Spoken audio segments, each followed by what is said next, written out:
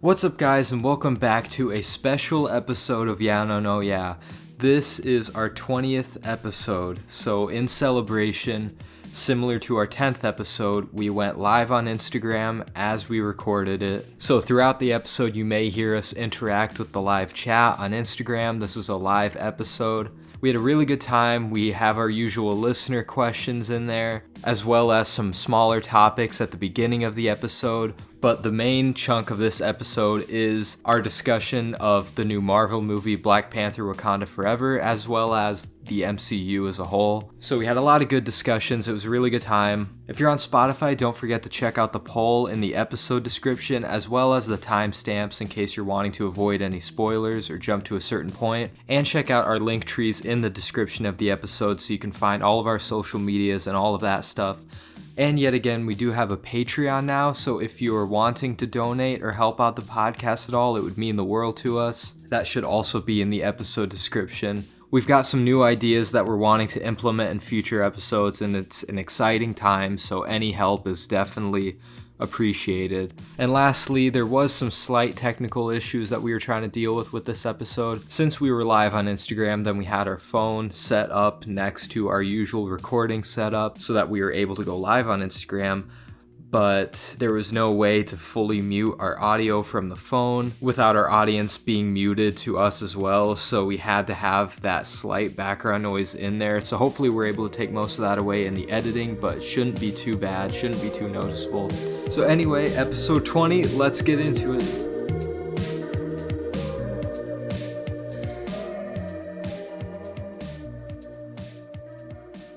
Countdown. 3, 2, 1. Ooh, that was like a bitch slap.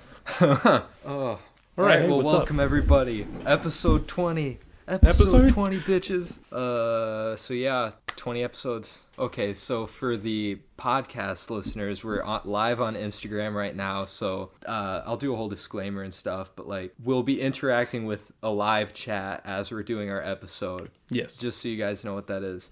How do we start? Let's start by saying how drunk I am. Oh yeah, so Liam's drunk. I'm completely sober. Yeah, I've had a lot.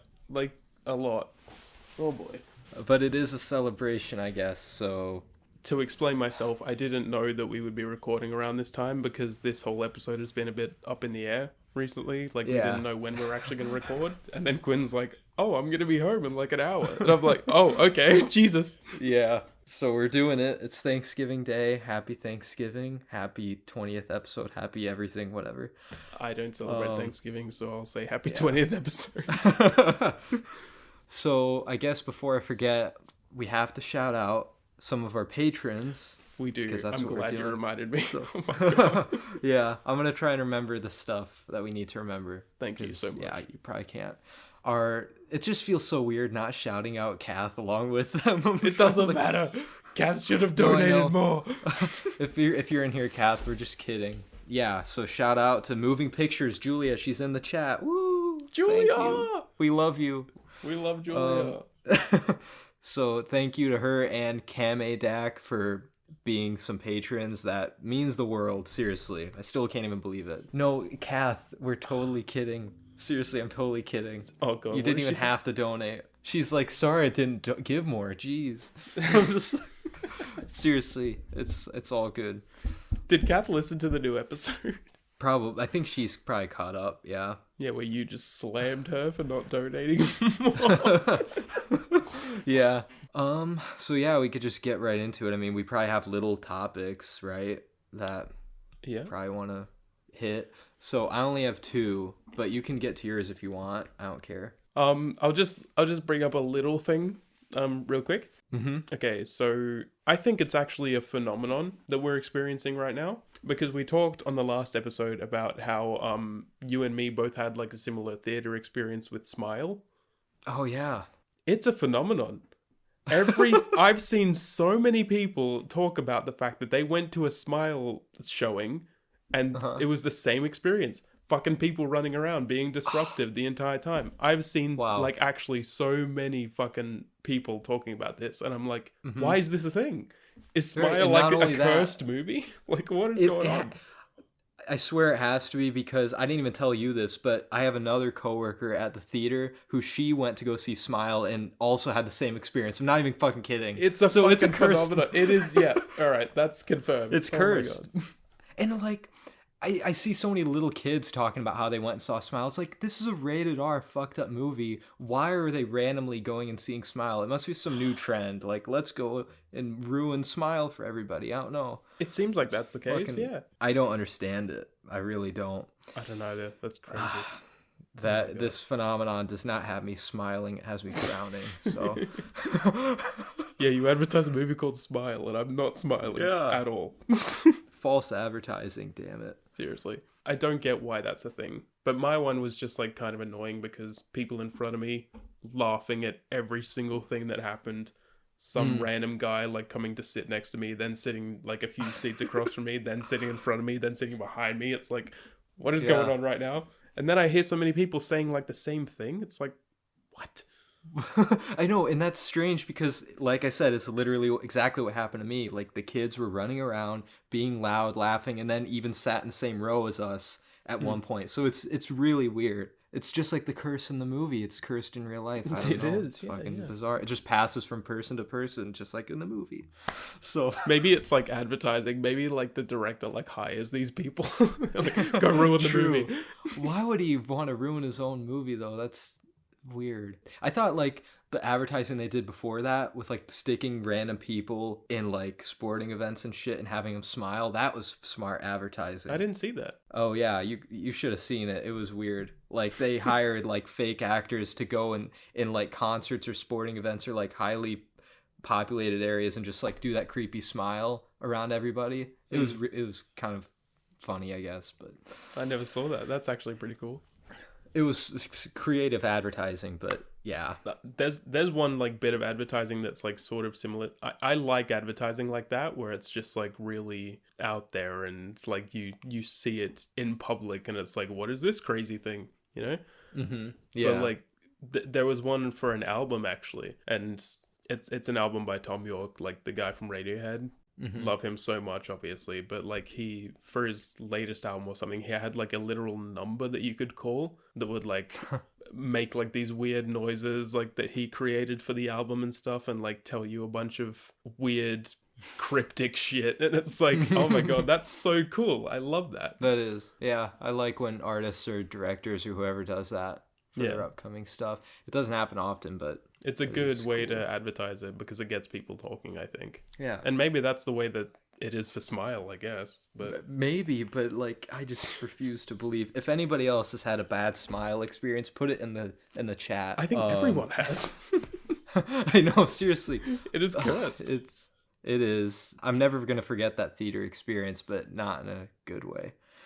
I still think the worst theater experience I've had is the Aliens one. I told you about that on the podcast. Yeah. But yeah, that is the worst one I've ever had in my life. Oh my god. Wow.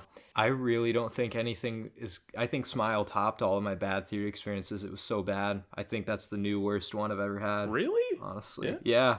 I mean, I've had annoying people in the theater, but they eventually were quiet. But these kids were taken out of the theater multiple times and talked to by the management, and then they still got sent back in and just did the same thing. So it was... Maybe the management ran on the joke too. Yeah. Julia said her Smile experience was okay. Oh man. I mean... Well, I'm glad you at least had a good one, but... I know Julia saw it with her daughter and stuff, and they said that they really enjoyed it and all that, and that's great. But like I saw Smile like spontaneously. Like I was just walking around like the shopping center, like the mall that I wanted to go and like buy stuff in because I think I needed like cat litter and stuff, and like that's where it was the cheapest. So I went there, and then I was like, you know what? I'm here now. Fuck it. Let's go see Smile. Why not? Like, it's the only thing playing within the next half an hour. So I went to see it, and I was like, holy shit, what are these people right now? Like, school is still going on right now. It was like midday on a Wednesday, and there were school kids in there being disruptive like this. Yeah. And I'm like, why aren't you in school? Go to school. That just it blew my mind, but... People are crazy. Yeah, I might have to grab my glasses because I cannot read my phone from here. Okay. So he's grabbing his glasses. I heard that. Oh, wait, yeah, you can hear it on the phone. Yeah, I can hear it. Speaking of, like, me talking like shit when you're like away from the phone or whatever, or like away from the recording. Like, did you like that conversation between me and Keelan about the American toilet? Because that was like hilarious. Oh to yeah, me. that was funny. I don't understand what's so weird about it, but You have different toilets to us. You do. you should see the toilets in like Asia or wherever where they shoot water up. That's a bidet, yeah. Yeah, I've never seen one in person, but yeah, that's to me that's strange. I mean, bidets are pretty weird, but like Yeah. yours aren't like too different to ours or anything, but like yours are bigger and they have like a weird way of flushing. I don't know. Well, people in America are just bigger, so Yeah, I mean, yeah. do we have an probably. obesity problem? I think Australia is like sort of within that like list of people that are, you know, Really? like the most obese countries or whatever. I think Australia is like one of those. Damn. Yeah, I like think we're it's similar. just becoming a worldwide problem at this point. Probably. I mean, at some point it could be me because I haven't exercised like at all since I've gotten back, which feels really bad. Oh, well, just got to start running. Just go on a little jog. You got some time now. No. You've got plenty of time. That's the problem. I have too much time on my hands. Once I get back into a schedule and I get back to working, I'll probably do it again. But right now it's just like I wake up, nothing to do. Oh, That's good. it. Yeah, that'll change. I don't Oh know. my Okay, well, I'll hit one of my... I literally only have two things, unless I forgot about something. But the first thing, I thought this was something funny. You know Rainn Wilson, the Dwight from The Office? Yes. Yeah, did you see what he changed his... He apparently changed his legal name to? I don't even know if this is a joke or not, He but changed I his think legal it's real. name. Yeah. Oh my... So this... Let me just read this. Rainn Wilson, aka The Office's Dwight Schrute, has changed his name to Rainfall, Heatwave, Extreme Winter to protest climate change.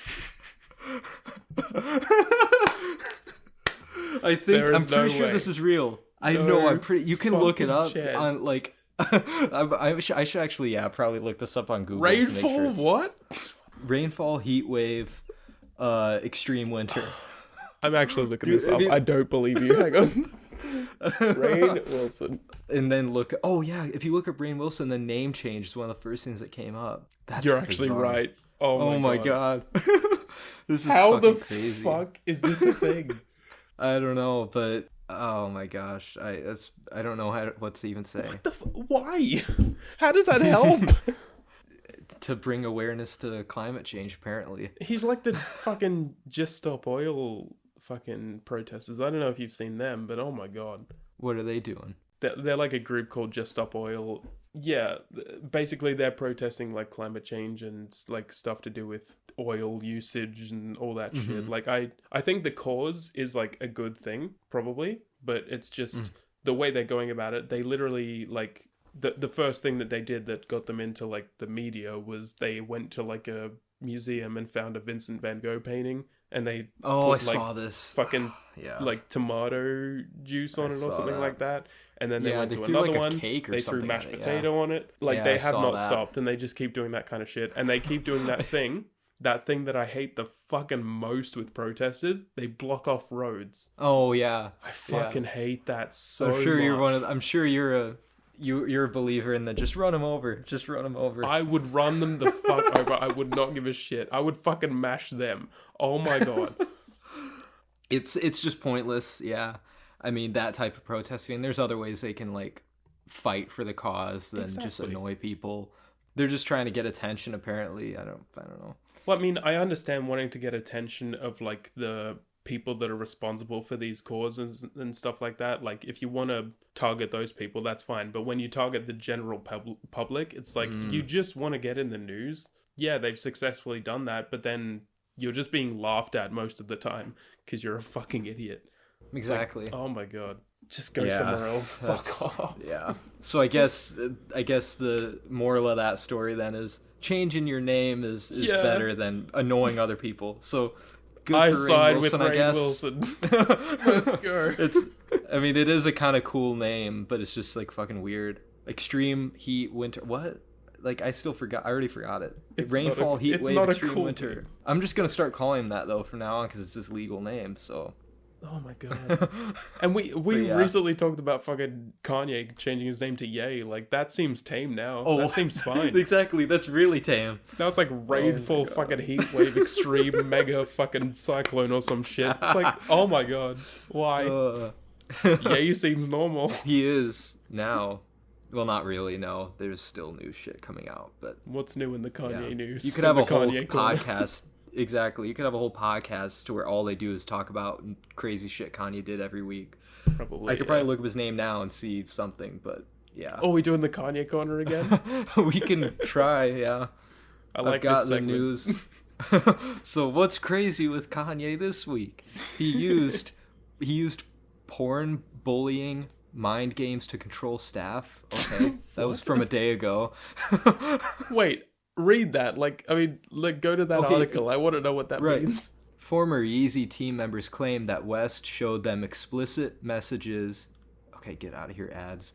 Showed them explicit images of Kim Kardashian and used fear and manipulation to assert dominance. A scathing open letter to Adidas claims execs turned their moral compass off. So, yeah, okay. What? That's weird. So he showed explicit images of Kim Kardashian. As if that's a bad thing. I don't know. Have you seen the sex tape? Oh, no. Of course not. You haven't? It's a classic. No. Oh, my God. It's a classic.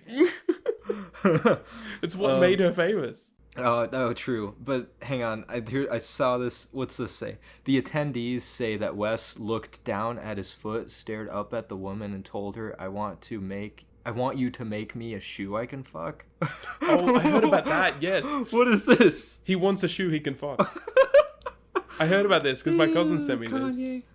Kanye. There is always something in the Kanye corner. I literally know. A thing.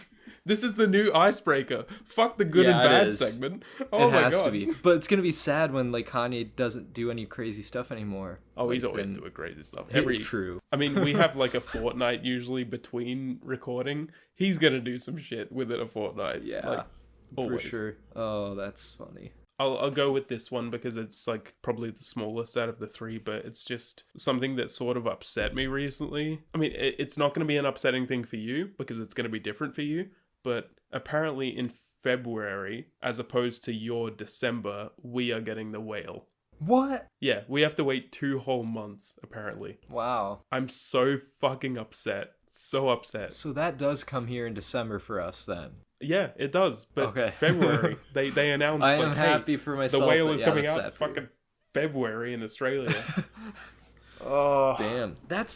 Why does it seem like Australia that happens often? Or stuff it does. I don't know why.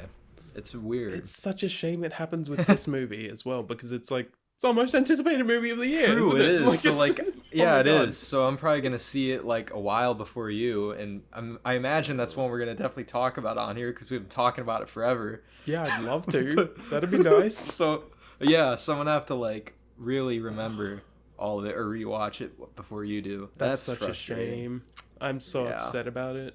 I really hope that that's something that can be changed maybe within the next month or whatever. I would really like to see The Whale when it actually comes out. But if we have to wait till February, oh my god, that is so shitty. Yeah, I'm glad that doesn't happen to us too often. I mean, that happens to where the UK will get new movies before the US. That happened with Saint Maud, and I was waiting forever to watch it. Oh really? Yeah. So I don't know. It doesn't happen a lot to us, but I feel like it's just gonna get spoiled and posted to shit on Instagram, and I'm just gonna be oh my god, I hate my life. If only it was after the time that you moved to the US. So if only you moved to the US in time for that movie, then you could watch it here. But yeah. Sorry, I think made you depressed right there too. I mean, yeah, a little bit, but I think before we actually get me moving over there, Julia's probably gonna come visit here in February. That's what she's planning. There you go. See, you guys can both see The Whale. Yeah, that's go awesome. And see with her. Yeah. But I just want to see it in December. Oh, I know.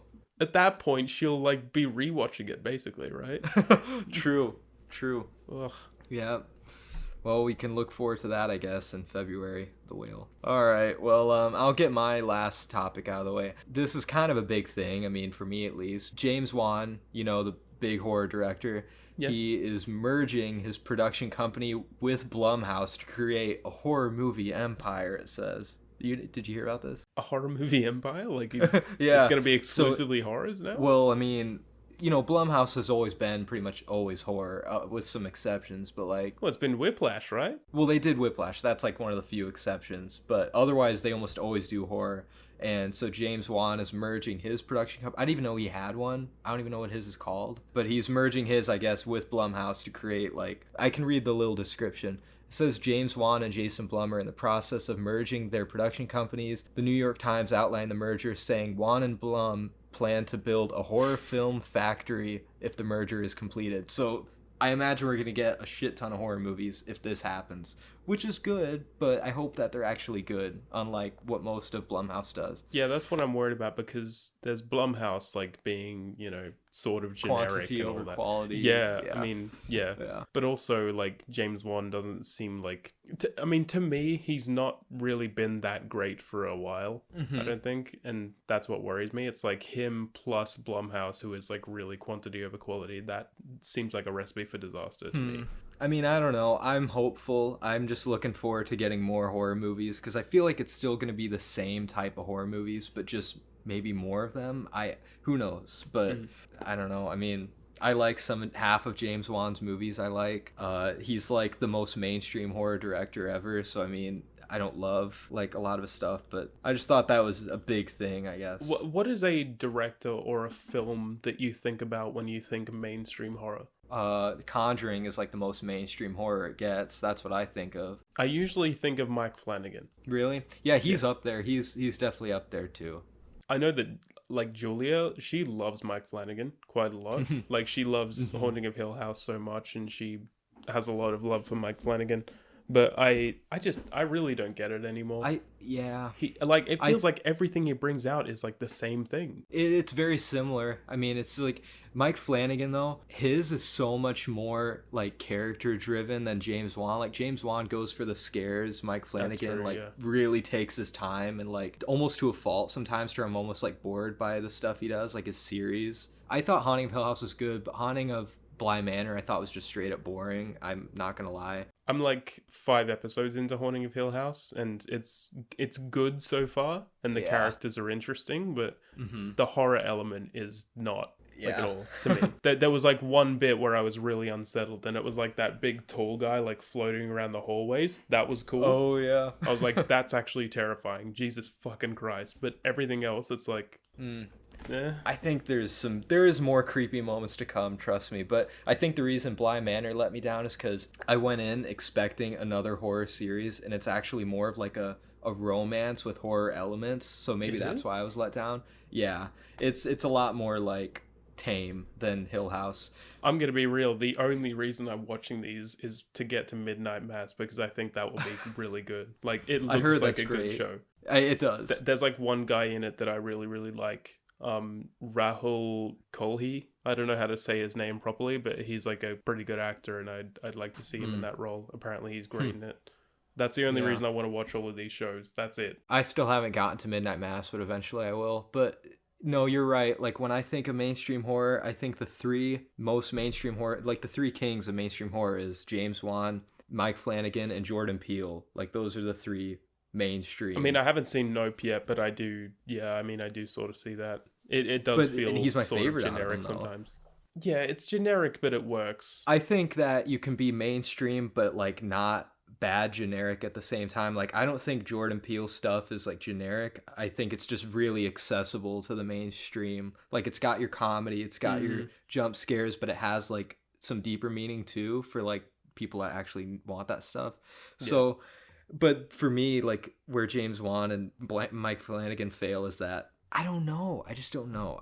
They're just a bit more generic. They just are to me, because it's all like supernatural, like ghost stories and stuff, and it's like and that's like so overdone as it is. As well. But like Us, for example, that's really unique, whether you like it or not. It is. So I do like Us's concept. The only problem that I had with it, really, like the biggest problem I had with it, was like the way that it ended and all of that, because like the whole end section just felt so like over the top, but like it had no reason, and it felt like it was setting up a sequel as well, and I was like, what the fuck? I don't know. But up until then, it was really creepy, especially like the first hour. The first hour was fantastic. Fan-fucking-tastic. But I prefer Get Out because of that ending that I don't like as much. But I still haven't seen Nope yet. I do want to see Nope. Nope is great, but as of now, it's my third least favorite, but it's still great. So, I mean, that says something. I don't know. At least we have a variety. I'm just glad that quote-unquote elevated horror is like a thing. Like Ari Aster, Robert Eggers, like all of them. Even though it seems pretentious and people maybe overpraise them, but like I'm just happy that's around to balance it out. I think horror is usually at its best when it feels like a more personal thing. Like you can really feel for the characters, and then you see like things that are terrifying happen to them, then you're like, okay, I feel that now. But it's like so many generic horrors don't have like all of this character building, and they have so many generic ways of like filming things as well, and it's like I know what's gonna happen next. That makes it like not a horror anymore, because it's not scary. It's not something that actually like gets to you. With like a lot of Mike Flanagan stuff, for instance, it's like I know there's a jump scare coming around every corner. Like I know this is about to happen. This is a tension filled scene. I know when the jump scare is going to happen. Oh, it happened. I feel nothing. No, exactly. I think to his credit, he does at least like he has the character building stuff to like to earn it or to balance it out, because like you know there's like Midnight Mass, I heard, has so many monologues that like if you want character development, it's gonna be in that show. So like but James Wan is the only one that for me it's like jump scares without earning it, or just like without the characters. So at least with Malignant it was just wacky goofy shit. Like it was just so much fun. It was. And it felt generic for a lot of like the runtime, but then when you get to like that big reveal, it's like, okay, now it's like really over the top goofy shit, and I love it. Like that's awesome. It built up well. That was way different than his other stuff, so I liked that. But overall, I do like the Conjuring movies though, personally. I like the second quite a lot. The first, not amazing to me, very generic, yes. But the second I actually really like. To me, they're just indistinguishable. They just flow together to me to where I'm like, is this the first or the second? I don't know. That's just me. But man, but do you remember that one scene though where like Patrick Wilson like talking for ages to that like spirit or whatever, or like some shit, and there's like the shot of him like he's just talking the entire time, and you can see the thing in the background like growing ever so slightly more like closer and like bigger, and it's like, oh my god, this is like the most tension-filled scene ever. Oh my god, fuck, scary. I'd have to rewatch that. That does sound, maybe a rewatch would help, honestly, but I did love that scene, but yeah. See, I like Insidious a bit more than both of the Conjurings, to where like it also has Patrick Wilson. Well, I haven't seen Insidious 1, but I told you on the last episode I saw Insidious 2 in that theater, and that was like ages ago. I don't remember anything about it, but No, Insidious 2 makes no sense without the first one, because it's like directly like it just, you'd have to know, but like I don't know. I thought the first Insidious was good. So overall, I'm hopeful for this new quote unquote horror movie empire. I'm ready for it. Give it to me. Yeah, but make it good. We'll see how it goes. Yeah. I hope it's good. But I mean, you are a way bigger horror fan than I am, to be fair. Yeah. But then again, there's a lot of horror I hate. Like I'll watch a ton of it, but like I won't love it just because it's horror. So I need a good turn your brain off horror movie though. Not everything can be The Lighthouse or Midsommar or Hereditary. Like if every movie was like Hereditary, I think I'd go insane, because that drains me. So yeah, that was my last little topic thing. Pick a number, 1 or 2? 2. Okay. I just like wrote, since it was like the 20th episode, let's say some nice things about each other. Oh my, maybe I do need to be drunk for opening God. Come on. No, I know, I'm kidding. I can't think of nice things about Liam. Holy shit. No, I can. I just you're very dedicated to putting out content. You're more motivated than me, for sure, to really? Like film videos, edit them. Yeah, Like, I want to film videos and like write reviews and edit them, but like I've been in a kind of a motivational rut lately when it comes to the content, but I'm trying to get back into it. Yeah, you're very dedicated to that. That's upsetting though, because I mean, I know that you have the passion for it. It's just sometimes it is hard to get that motivation back again. And I get why, definitely lately, because you've been working a lot. So yeah, that makes sense. It's just my schedule and all that, but it can bounce back, I'm sure. But just don't end the podcast. Don't end the podcast. No, I won't. I won't. And you're fun to party with. You have good taste in music. Yeah, it's all right, I guess. And movies. some questionable takes here and there, but it's mostly good. Hey, we all have questionable takes. I have the most questionable takes, to be honest. All right, my turn. Quinn, you are like the nicest motherfucker I've ever met. You're just so sweet all the time. Like, I mean, it's hard to, sometimes it's like hard to converse with you because I know that there's a lot of things going on and all that stuff, but like you are just always such a nice person. Like you mean well, and you try to communicate with people as best you can without like hurting their feelings or anything like that. You're always so sweet. I love the way that you communicate. You're just so nice all the time. Wow, thanks. That's all right. I try to be. I mean, once we get to like late January or whatever, we've been doing this for a year. How fucking crazy is that? That is crazy. Oh man, that really is. It's so soon. Yeah, it's just crazy. Time is just crazy lately. Like, cause like a couple months ago, it was 1 year since I moved to this town, and then Really? in a couple months, and then in a couple months it'll be 1 year since the start of that. And the start, like my 3-year mark. Wait, it'll be 3 years since I started the Instagram. So yeah, I think we started the podcast actually my anniversary of my Instagram account. Nice. It's it is crazy, but yeah. Here's to a new year, new I don't know. I had something else. Well, Julia said that what you said was so sweet. So there's What did I say? Well, about me. Oh, yes. I think what you were saying, and probably what we were just both said, like about each other. I've never done an episode where I'm like midway through drunk. Like, this is difficult. Yeah. I'm doing my best. No, you're doing totally fine. I'm hoping it's cheers. entertaining. Cheers. I've got, Bang. It's not alcohol, but it's caffeine, so I need brought up, not down right now. Same thing, basically. It's fine. Well, we got some more people joining. Thank you, people, swinging by, even if it's just for a little bit. Yeah, we appreciate it. But, I mean, did you have anything I had else one more, if you want to. But this was a topic that I wanted to discuss, like, quite, like, relatively in depth, just because I feel very passionate about it. But I don't know about you. You might be totally, like, I don't give a fuck. And that's totally fine. But, yeah, we'll see how it goes. Mm-hmm. My last topic is how much Elon Musk is fucking Twitter right now. Holy Lord. Before you get into it, I don't really have Twitter, don't really use Twitter. Well, I do have it, but I never get on it. And I haven't really been following the news. I barely got on it as well, just a heads up. I don't get on it as much. I just use it to advertise like my videos that come out. That's it. Yeah, and just a side note, like Twitter was the first social media I ever like used so often, just like Instagram, and it was the first online community of friends and people I ever met back in 2013. Yeah. 2013, I told you, wow. Yeah, 2013, because I told you about my little like nerdy role play thing, right? Where you like write for a certain character. No. Well, okay. Do so tell. Long story. I could have swore I mentioned this on another episode, but I don't think you did. No, back in 2013, like, cause I was really into Marvel and DC and comics and all that, and like somehow I don't know how I found it, but I stumbled across this like pretty big community on Twitter called like it's called just RP, short for role play, and just so many like different accounts to where they're a certain character, whether it's Marvel, DC, Star Wars, fucking anything, like even original characters.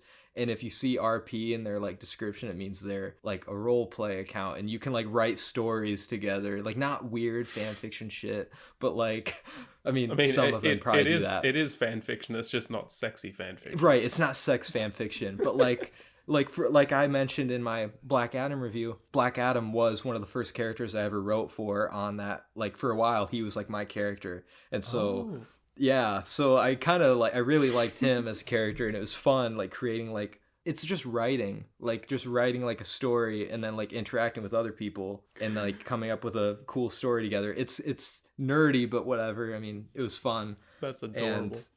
And yeah. So anyway, Dwayne Johnson. Hello. it's more than just that. No, but no, I know. Yeah, that was like probably the last time I really used Twitter often.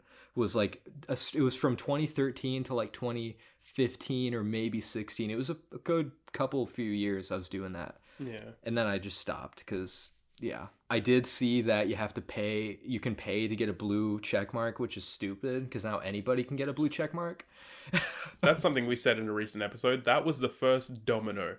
Like it is all out fucking chaos on Twitter right now. Oh no. Holy shit. Elon Musk, I have to get in on it. He got in there. I don't know what the fuck happened, but like it started off like, yeah, he did that whole thing where he's like, yeah, you can pay $8 and you can get a check mark. You can be verified or whatever. $8? That's cheap for a check mark too. Yeah, that's the problem. Because so many people like bought the check mark and stuff, but then you know what happened after that? People started impersonating him, like, and pretending to be him and stuff. And then he's like, okay, this is a joke that I can't handle, so you're all suspended and blocked. He basically said, like, these joke accounts that are impersonating me, they are going to get banned because I don't find the joke funny. So he took it to a personal level, and now he's, like, blocked all of these people from Twitter, like, from ever using Twitter again. And then he comes back and he, like, backs up on it, and he's like, oh, actually, it's fine. You can do this now. You can totally parody accounts. Totally fine. But now, it is fucking madness. Because anyone can parody any account. There was this company that is like, I'm pretty sure it's like some sort of department store company, right? Mm-hmm. And I don't know what exactly the company is called, but like say it's like, I don't know, Walmart, right? Mm-hmm. So like say somebody went to impersonate Walmart, the official Walmart Twitter account. Mm-hmm. This person actually managed to do it so convincingly that they dropped their stock so hard that so many fucking people backed out of backing them. Oh my gosh. And now it's like the fact that you can actually do that on Twitter and make people, like, make businesses go down that hard. That's a fucking problem, Elon. But he just laughs at every single criticism. Everything. He's a fucking joke of a man, and I fucking hate him right now because he doubles down on this shit so much with everything. Everyone's like, why are you letting this shit happen all the time? Why are you doing this? Why are you firing employees? And he's like, haha, lol, memes. That's it. That's all he fucking says. It's like, you are actually fucking people's lives up here. What a piece of shit. Damn, that's crazy. Like, I'm this is so angry craziness. about it.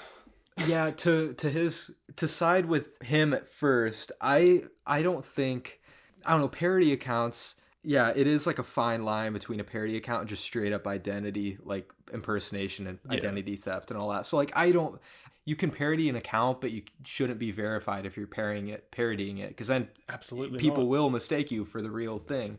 Yeah. But that's just, that's why it all started with that fucking blue check mark. Like, I don't think anybody can have it. If you impersonate somebody like Elon, where he can probably, at first he didn't take a joke, but if he can take a joke now and he can just be like, oh, this person's parodying me, that's funny. Like, that's totally fine. But when you do it to businesses and like people that are actually going to tank from this kind of shit, like you could literally like go on, like impersonate, I don't know, fucking, who's an actor? Like Brad Pitt. I don't know. Brad Pitt. You could go on and impersonate Brad Pitt and say, like, post a fucking thing saying, I'm a pedophile. You could go and do that, and like Brad Pitt's life would be fucked up because they think it's the real Brad Pitt. Exactly. You could do that now on Twitter, and that's the fucked up thing. Yeah. It's like he has fucked it beyond belief since he bought that fucking app. Oh my god.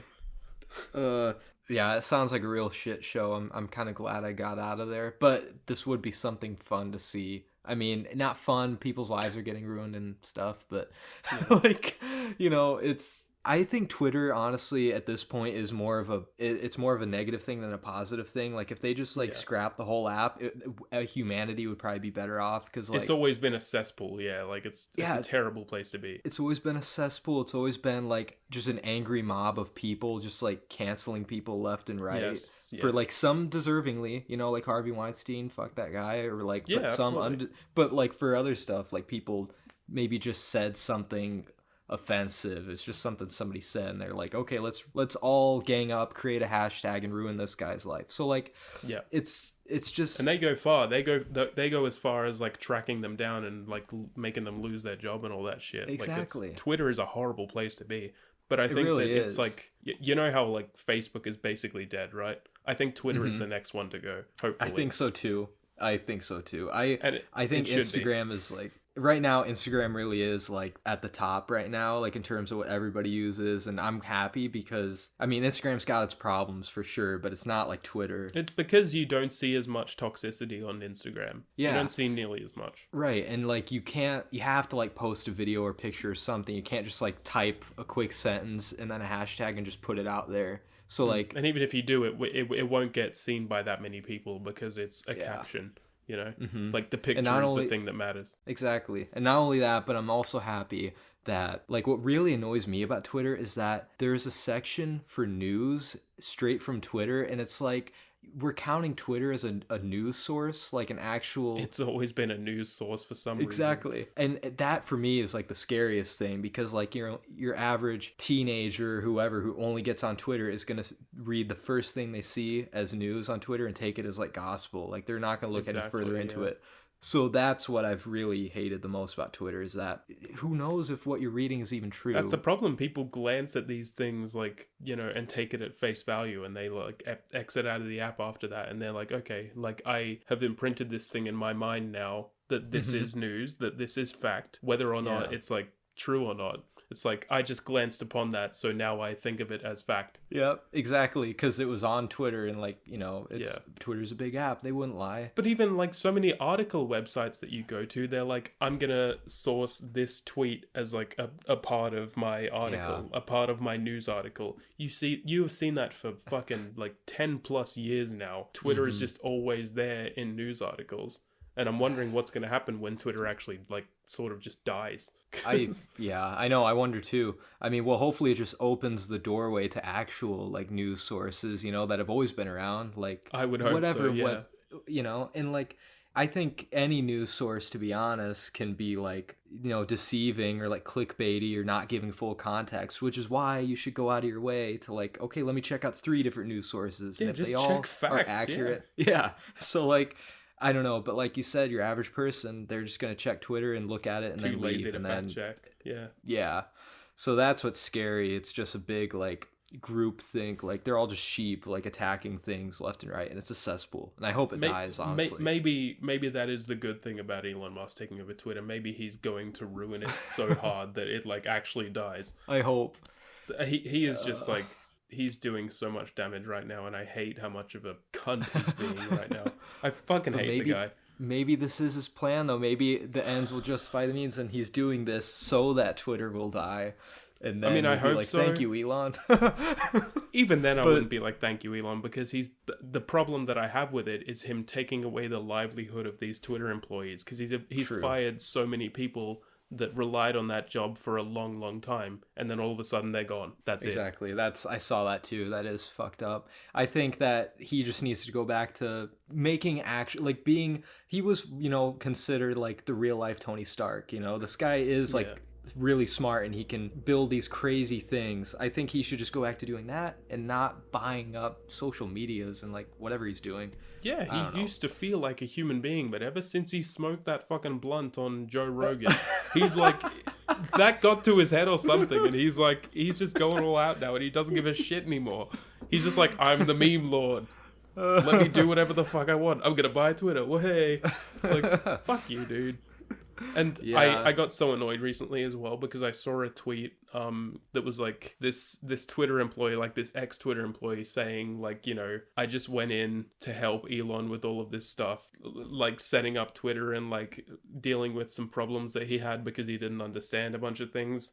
And then right afterwards he fired me, and like she went into a whole thing about this. Elon replied to it and literally just said, "Thanks for the help!" ! That's it. And I'm like, You're a fucking prick, dude. Yeah. What the hell? That's not right. You have taken away this person's livelihood, and you have like they have put in so much effort and so much work into that, and you just say that shit. It's horrible. It's like, at least have some sympathy, you know? Jesus. Exactly, yeah.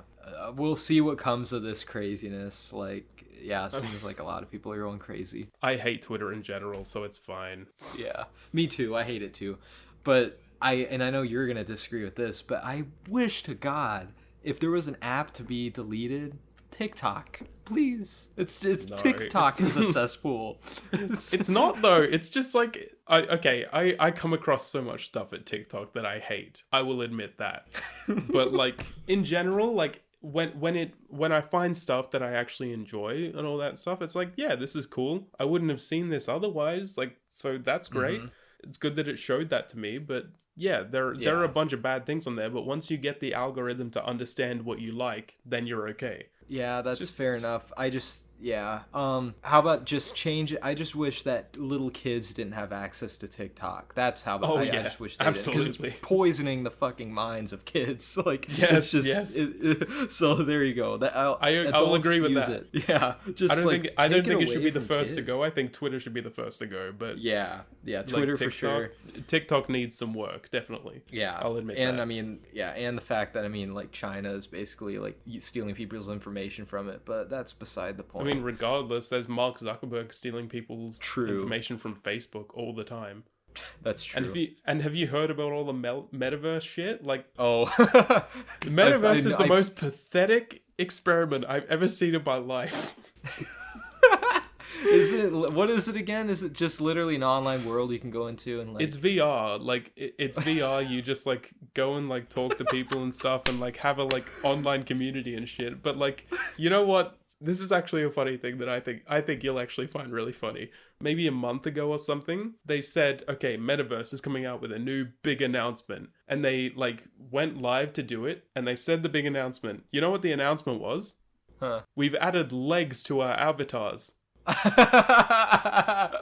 So it was just people like floating around, and it's like, oh, we have legs now. This is the big announcement. And you know what? That announcement was a lie. They don't have legs. Oh my god. They still don't have legs. It's like, this is the most pathetic invention I've ever seen. Holy fuck, man. Oh my god. I think the only thing I saw about the Metaverse was like, the fake like news source, The Onion. Like they do I love joke The Onion. news. Yeah. Have you seen the one where it's like Mark Zuckerberg's avatar has escaped from the Metaverse? Like, watch out. It showed just like Mark Zuckerberg as the Metaverse guy in real life. Oh my god. Fucking hell. That's hilarious though. But it's like actually unbelievable that was a real announcement. Oh, we have legs, and then they don't even add them. It's like, no. Holy shit. Wow. That is sad. That's a new low. Facebook and Twitter, they go hand in hand. They're just pathetic. Yeah. All this technology, it just needs to be simple again. We don't need this stuff. Yeah. That was a bigger subject than I thought it would be. Yeah, that was definitely a topic. So I guess was that all of our topics? I guess, yeah. If we want to get into the main one, we can. Now getting into our Wakanda Forever discussion. We'll keep it like spoiler free for a bit, for those who haven't seen it in here. We'll try not to even spoil too much. I mean. All right, so where do we start? Well, yeah, I don't know. I mean, but anybody in the chat, if you've seen Wakanda Forever, throw down your thoughts. But I thought... First, I want to say I at least had a good theater experience because, with Marvel theaters, then like you're always going to get big crowds of people and like a lot of people. And, I was kind of wanting to avoid that. So my theater was full. It was? Really? Damn. Yeah. So since I do work at the movie theater that we have in town, then if sometimes we try not to abuse it, but like we can go in on a day that the theater is closed, and if we have the key to the movie because it's currently playing, then we can like go in there with just us workers and like watch it off the theater hours. So like we had a whole theater to ourselves.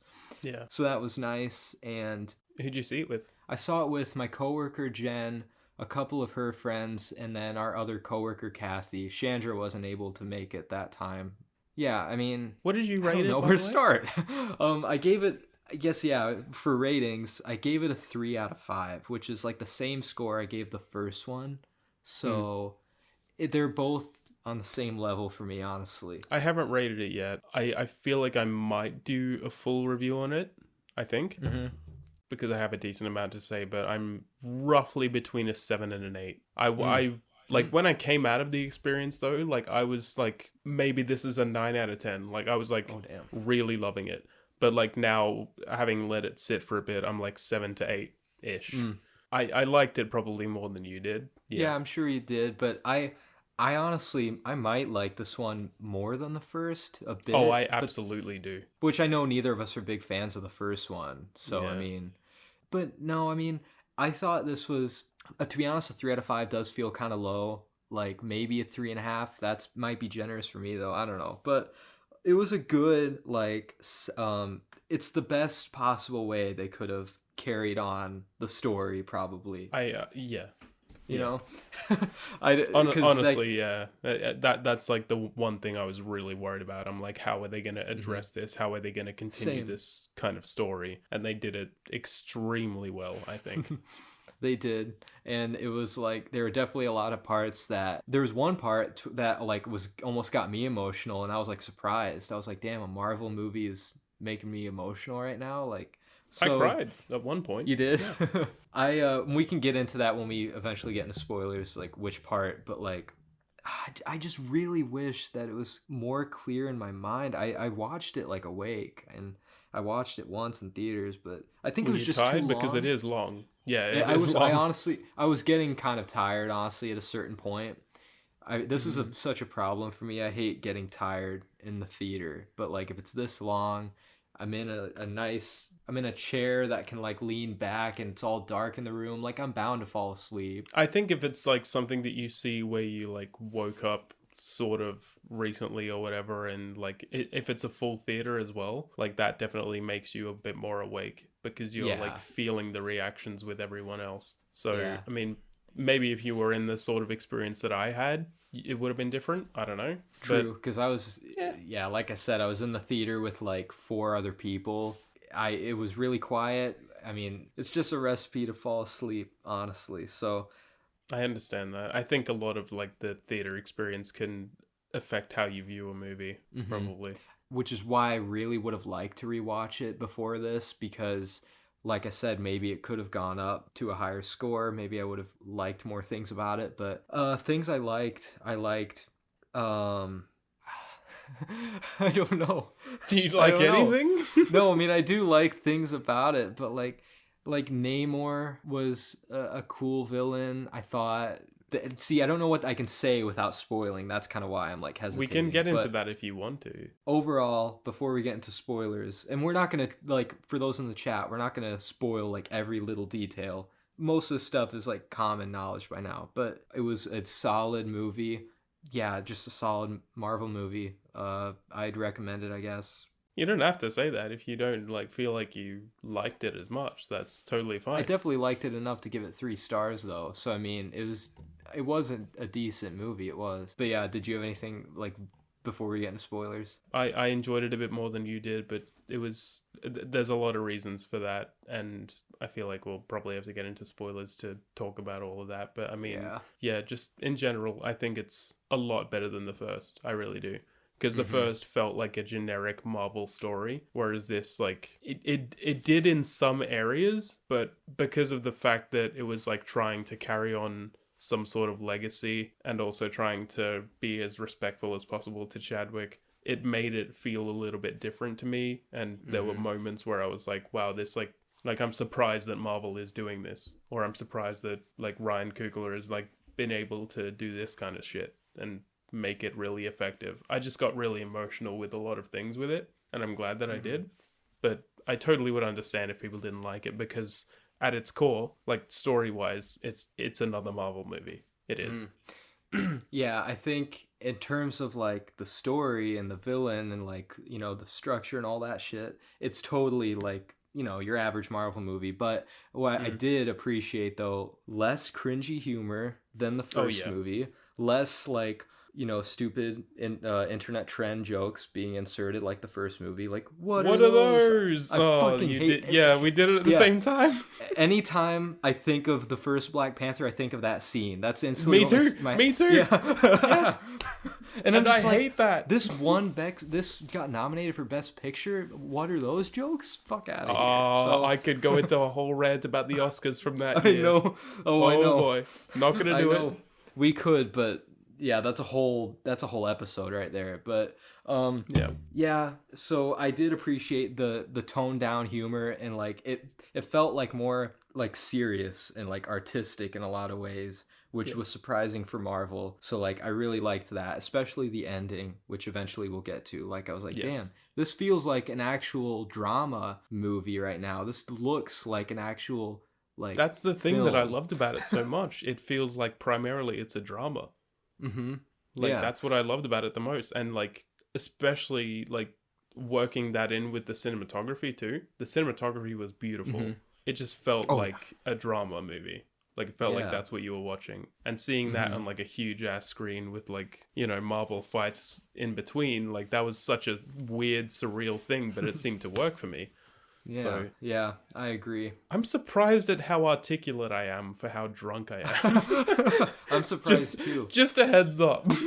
Yeah, yeah. It's kind of a shame because a lot of people in the chat are like, I might leave because I haven't seen it. So, Sarah asked, was the green screen better in the second movie? Yeah, I think it probably was a lot better. Ooh. Really?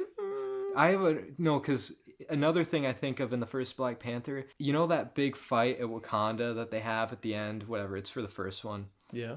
It reminds me of the Gungan battle on Naboo in the first Phantom Menace. It looks just like it. Under the dome, the big dome. Yeah, It looks just the whole setting. I'm like, I'm like watching Phantom Menace right now. So like Gungan fight number 2. Let's go, dude, that's what I want to see. I want to see the Gungans and the Wakandans go at it. This isn't really. I don't know if I'm getting into spoilers with. No, I don't think I'm getting into spoilers with this. But like, there's one fight, like the second last fight toward the end, and it's like a fight within Wakanda, right? Do you remember that one where like something attacks Wakanda? Yeah. Yeah, remember Yeah. that? Terrible green screen. Terrible. It was. Yeah. And I was like, oh my god, this is kind of unbelievable. Like what I'm seeing right now, it's like, how do you not put effort into this? Like more effort into this. I mean, maybe they're overworked, probably. Probably at this point, after having to CGI, She-Hulk twerking, then they're probably like, fuck this my company. God. So they're probably like, we're not gonna even try anymore. I mean, Yeah. it's just, it is really unreal though, like how the CGI ever since like Infinity War and Endgame, it's just been getting worse instead of better. It's really surprising. To be fair though, like there's this one bit in Infinity War that actually Keelan made me aware of. It is actually like terrible CGI and or green screen, but I didn't realize it until he pointed it out. But like, do you remember like the Hulkbuster thing? Yes, is it when Like Mark Ruffalo's popped his fucking head out? outside? It's terrible. It is really bad. Oh my god. Like I would agree, but like then I think of that and I'm like, oh man, that was not good. I think the good outweighs the bad by so much though with those movies, but like here I it's consider like, Infinity War like a perfect movie just because of like how great it is. But I mean, Me too. when I think back on that, it's like that's one little imperfection, and I'm like, oh man, that's bad.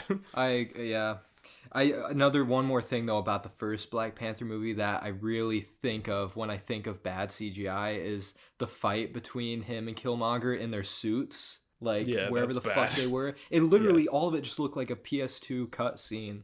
Do you mean like when they're on like that train thing? Yeah, whatever the hell that was. That was bad. It was bad. So it was. I just overall I thought that the CGI in this one was better, and it better been because it was 3 years later. It was better. I'll admit that. Yeah, But it still has its flaws. I mean, It's not perfect. I think every Marvel thing seems to have flaws, really, with the CGI and the green screen, which is a shame. Like, I wish they would put more effort into it and give their visual effects artists time to work with this shit, but they just don't. I guess not everybody can take like 12 years like Avatar to perfect their CGI before it comes out. Cause like, yeah, I guess. Yeah. I mean, cause Marvel, they probably have like a few years in development. Fucking Avatar 2, which by the way, not really spoiling it, but for that's what I thought of instantly as soon as I saw Namor's people. I'm like, are those the fucking Avatar people? Everyone and their fucking grandmother thought that. Holy shit. They just they look like Avatar people immediately. It's like, why are they blue? Why are they blue? My God. They're riding around on fucking whales and shit. It's like, this is Avatar. I know. This is fucking Avatar attacking Wakanda. It's like, and it's probably going to be the better Avatar movie out of the two, honestly. But I mean, honestly, like when I see like the Avatar trailer, like the new one, whenever I go to the theater, like it is a good looking fucking trailer. It is. You cannot deny that. But I can't deny that, but the more I see it, the more I get tired of it. I feel like I've already seen the movie, and because I've seen the trailer like a million times already. It's terrible. Like, because at our theater in particular, they've been playing the Avatar teaser for months and months now, like earlier this year, and I'm like, am I still seeing this? Yeah, I mean, it's every time I go to the theater as well. Every time. Yeah. It's like Avatar again. But I don't really get sick of it because like there's so many times where I look at the trailer and I'm like, wow, that shot is fucking incredible. This CGI is fucking incredible. But like I have no interest in the story, and I didn't like the first that much anyway, so it's like that's the thing. Like, the thing that was special about the first wasn't the story, it wasn't the cast, it wasn't the actors, it wasn't anything. It was all just of how ahead of the time the effects were, because they were ahead of their time. And it, like, the mocap suits and like full body, like, we hadn't really seen something look that good, like it looked real. But here's the thing, we're in 2022 now, everything's been done to where it's like, you strip away the one special thing about Avatar, what is it now? Because the story is not that amazing. Hopefully they focus more on story with this one, because that's like the problem with the first one. It feels like it doesn't have a unique story. It's just like, wow, look, good CGI, good visual effects, let's fucking go, and that's it. It's like the story is the most generic thing in the world. I'm hoping that they can make a difference with that with the second one and make the story actually be interesting. We'll see. I'll definitely have to rewatch the first one, because I have not seen the first from start to finish since probably theaters. So me too, I don't remember anything. I need to rewatch it. But even like having looked back on it and seen recaps of it and stuff like that, it's like, yeah, this is a generic story. The only thing it has is visuals. Yeah. Anyway, about Wakanda Forever. Yeah. Because this is basically the unofficial Avatar sequel, honestly. But pretty much. Pretty much. But see, it's like very light spoilers. So like, we can get into it. We'll start giving away some details about Black Panther now. So spoilers for Black Panther Wakanda Forever. Just so you can edit that. Yeah, true. But I'm not gonna try and like ruin the movie or say like every little thing. But I thought my favorite part of the movie was probably just the whole sequence with what's the girl's name with like the Iron Man type suit? Oh, Ironheart. I thought that the whole sequence, starting from in her like little hideaway warehouse thing and then leading into that action scene, best part of the movie for me. I thought that was fucking cool. Yeah, I thought that was really cool. Really? Yeah, I'm surprised because that's actually like one of the lesser parts I think of. Oh, I mean, I liked it. I don't get me wrong, I liked it, but it's just like it's one of the lesser parts that I think of. That's all. That's weird, because like every time I think of this movie now, my mind goes to that sequence, like everything leading from the warehouse to the chase to ending up on the bridge, and then their little fight there, and then it ends.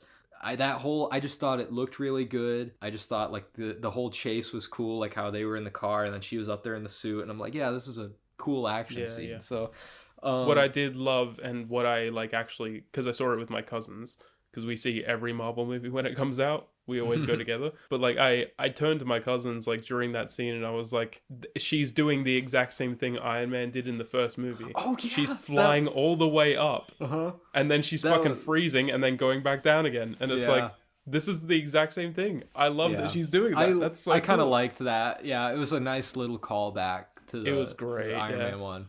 So that was I got cool. so I really like did. giddy. I know. I like, got like kind of nostalgic right there. I was like, damn, I remember watching that in theaters. Iron Man, Ironheart, Tony Stark would be proud. Oh, I know. It's sad.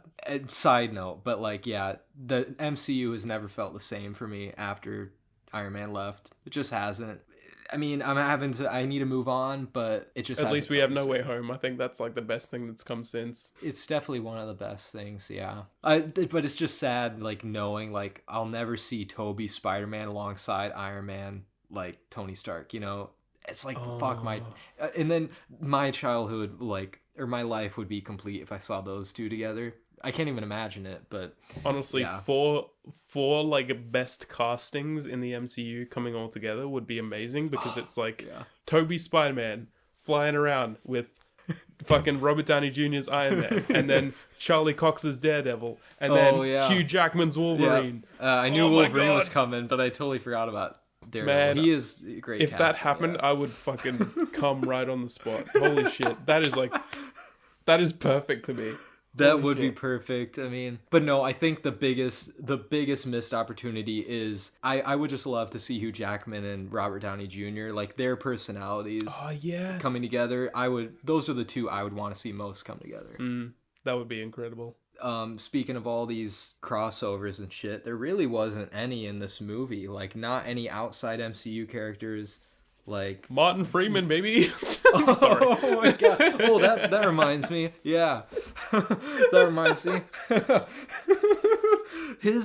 As much as I love seeing Martin Freeman, for one thing, it's weird seeing him do an American accent. I'm like, oh yeah, he's American in this movie. He pulls it off, I guess. But his scenes with Julie Louis-Dreyfus, I'm sure I'm butchering that name, I forgot, but those two characters, every scene with them felt so kind of out of place. Like, you could probably cut those scenes and like the movie would be tighter and like the story would still... I fully agree. Yeah, like fully. I feel like it was, I don't know why they had to be in the movie. I don't because of obligation of continuing the MCU. That's all it is. That's actually the main problem I have with it, is because I like Martin Freeman, and I want to see like Julia Louis-Dreyfus like setting up the Thunderbolts and all that shit. That's cool. All of that shit. Totally fine with that. But like, this movie was not the place for it. Like, just because Martin Freeman was in the first Black Panther doesn't mean he should be in this one for literally like no reason. He's in there for no fucking reason. He doesn't do anything. I love Martin Freeman, but he shouldn't have been in this movie. But like, this movie needs to be like a dedication more to Chadwick and a dedication to like continuing the Black Panther legacy. But that part distracted from it so much, and I was just like, what is this doing for this movie? It's only setting up more shit. Yeah, exactly. I guess he did find Shuri's bracelet or whatever at the crime scene, but that's like all I remember him doing. That is all Didn't he he did. find like... You could have that scene in there. That's fine. One scene with Martin Freeman. That's it. Totally cool. And this is a nitpick I have with a lot of stuff Marvel's probably done in the past, but like, just because a character is introduced in a certain Marvel movie does not mean that character only should show up in that specific character's franchise. Because like, Marvel is a big universe. Yes. This character could show up at any other point. So, like, why not have Mark Freeman show up in, like, I don't know, the next Captain America movie or the next Avengers movie for whatever reason? I don't know. But, like, he's not, like, tied to Black Panther's character only. Like, he's not. I don't get it. Yeah. So, it's just weird. Like, it's just a contract thing. Like, you always signed on for 2 Black Panther movies, so we have to throw them in. I guess with Julia Louis-Dreyfus, like, she showed up in, like, Black Widow, fucking... What else did she show up in after that? She showed up in... Captain America, Winter Soldier. Or no, not Winter Soldier, but Falcon and the Winter Soldier. Yeah. She showed up in those 2, and then Black Panther, and it's like, I get that she's, like, sort of a character that's meant to show up in random things or whatever, but this just was not the movie for her. Right. And, like, her purpose is setting up the Thunderbolts, right? So, like, yeah. But how's that going to happen, by the way? Sorry, but, like, how's that going to happen with, like, isn't William Hurt, like, dead? Yeah, and by the way, did you see who they got to recast as him? Oh, they're recasting. Yeah. Oh, yeah. You didn't see that they recast his character already, and it's a big actor. I can tell you right now. What? You're never gonna guess. Yeah, Thunderbolt Ross was his character, and now the MCU recasted him, and I was surprised at the choice because I'm like, really? I thought he would never agree to do anything like this. No, this might blow your mind, but they got Harrison Ford to be Thunderbolt Ross. Yeah, Harrison Ford. Harrison fucking Ford. yeah. Holy shit. That's kind of hype, I guess. It is really hype because, like, I think he fits the character, and, like, even though it's weird having to recast because of somebody's passing, but, like... Yeah, I hate recasting, but, I mean, if he was there from the start, I would have been totally fine with Harrison Ford, but now it's just, like, it feels weird. But then again, Thunderbolt Ross, like, his character, William Hurt's character, he was never, like, a popular face within the MCU. He just showed up every now and then, little parts, to where, like, okay, I'm fine if you recast that. To be fair though, like I recently, because I felt like bad for having not watched it or whatever, but I recently watched The Incredible Hulk for the first time. Oh yeah, I saw that. I hadn't seen it because I didn't realize it was an MCU movie for a long time, and then I got told that it was, and then I was like, all right, I'm finally gonna watch this fucking thing. William Hurt is actually a big part of that. Oh yeah, like he's in it for a long time, and he's like he's a big character. So I mean, if you're looking at that. Yes, he is a big character. That's true. But I mean, a lot of people probably don't know about that movie. I need to rewatch that because that's like the black sheep of the MCU. I always forget that it's even a part of it. It's actually really good. I liked it. Right, and like the fact that Robert Downey Jr. shows up at the end, like, that's pretty fucking cool. With William Hurt. Yeah. I would like to actually rewatch that because I have it rated pretty low, but I only saw it like once forever ago. But... Oh, you'd probably like it on rewatch because it is like one of those just like mid 2000s movies where it's like, you know, just crazy, all out bombastic crazy shit, like fucking explosions left and right, people fucking flying everywhere. It's like, yeah, this is awesome. Like, this is how super movies should be. Yeah, that's what I need, honestly. That's the sad thing. I'll probably look at that and be like, damn, that's better than half the stuff that's coming out of the MCU right now. They're too afraid of violence. They are. And also, like, the Hulk was the Hulk back then, man. Like, what's the Hulk? Like, I know that he's Professor Hulk now, so he's, like, kind of like... He's pussy-ass Hulk. Yeah. I was wanting to say that, but he is.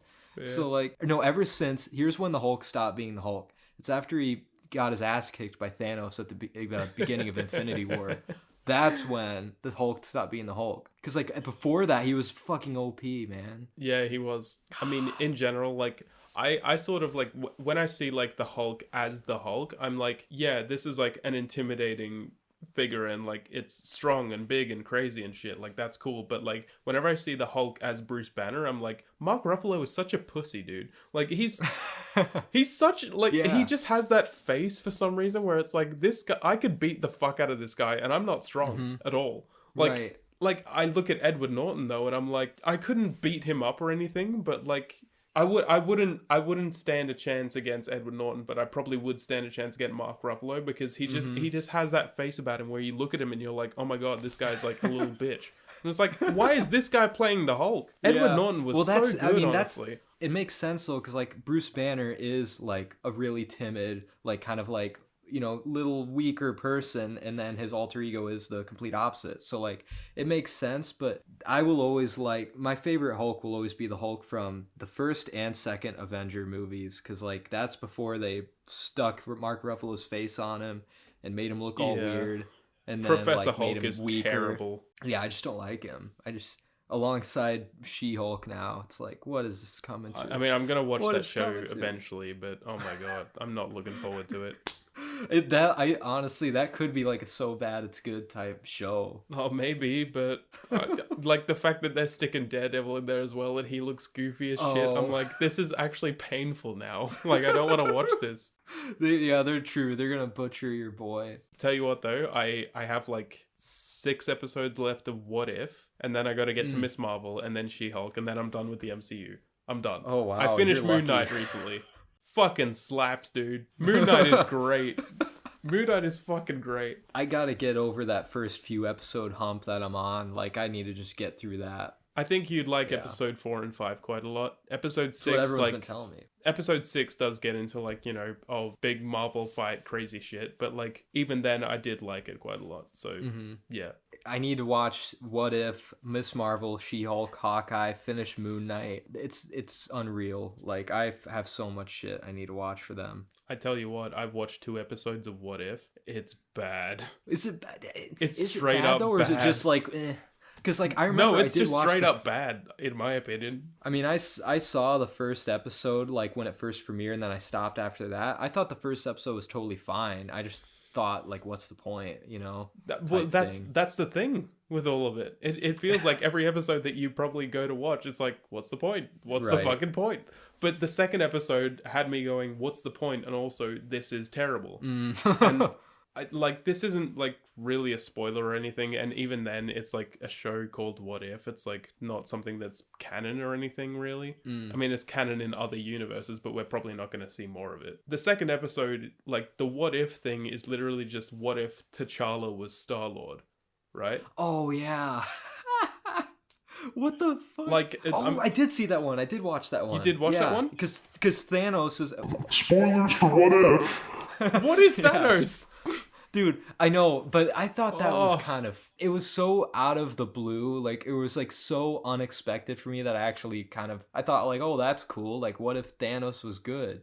Okay, No. I guess he's a part of the fucking. No, I didn't like it at all, because it's just like the only explanation they give for it is just Thanos going up and saying, "Oh, all I needed was a good talking to." That's it. Oh, it's like, is that wow, it? that's your reason for not obliterating damn. half the fucking universe? Really? Okay. It's like, how am I meant to go along with this shit? It's terrible. That's true. I don't know. I give it a pass because, like, I just think it's cool. Like, just the endless possibilities of, like, because it's the reason it exists is to introduce multiverse stuff. Yeah. You know, so, like, I mean, it's cool to see, like, well, what if, like, anything could have happened in any of these universes? Like, there's so many infinite possibilities. I do like seeing different possibilities, but when it's something that's that simple with the Thanos thing, it's like, why even add that in there? It's the stupidest shit. Give me something that's actually like substantial, because like the thing with like the first episode was just like, what if, Peggy became Captain America? It's like, that's like something that's actually a substantial, scenario. Thanos she joining showed the up in Guardians of the Multiverse Galaxy for Madness. no fucking reason. It's like, what? Jesus Christ. Yeah, that's... I totally forgot about that, but that is pretty fucking goofy. I'd rather it be something that's a big deal, and I like that. I did like the first episode. I think it was good. Not great, but good. Mm-hmm. I agree with that. I need to finish it eventually. That'll be an easy one to quick get through. But yeah, I want to see the Marvel Zombie episode. That's all I want to see, because it's based off the comic, and like I would really like to see that one. But What If is just feeling like a chore to me now. So that's gonna be all these other MCU shows for me. But I'm gonna have to do it. I mean, you'll enjoy Moon Knight, I think. I will. I think I will. I like how this just delved off to a big MCU discussion, though, apart from just Black Panther. I mean, it's always...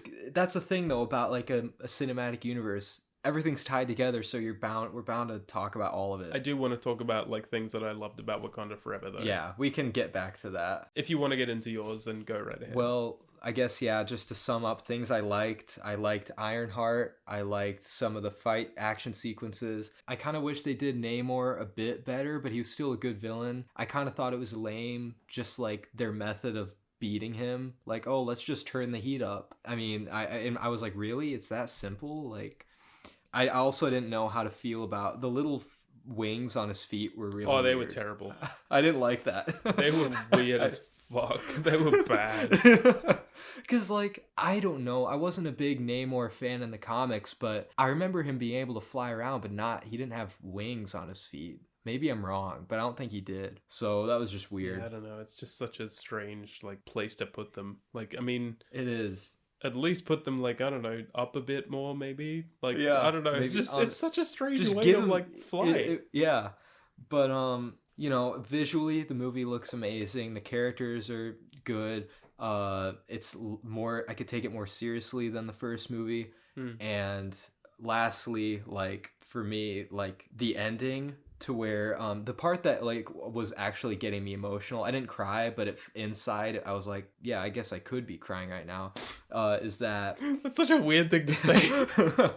it is, I guess I could be crying right now.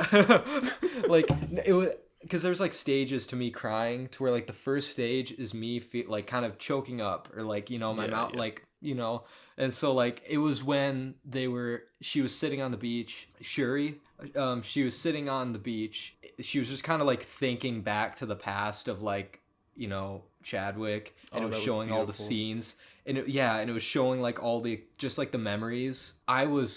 Just seeing that like kind of hit me. It was beautiful. Like, I really loved that.